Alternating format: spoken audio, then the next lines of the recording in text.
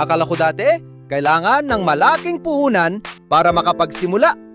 Pero mali pala ako.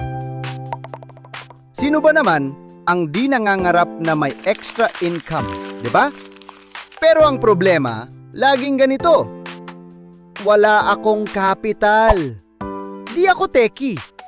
Saan ba ako magsisimula? Same here. Pero nung nalaman ko na pwede pala ang side hustles, gamit lang ang cellphone, nagbago mindset ko. Digital products, planner, tracker, kids activity books. Gagawa ka once, benta mo kahit ilang beses. Affiliate marketing. Share mo lang product link, may komisyon ka na. Drop shipping. Benta online kahit di ikaw ang mag-ship ng item. Freelancing. Kahit basic lang muna, pwede kang kumita.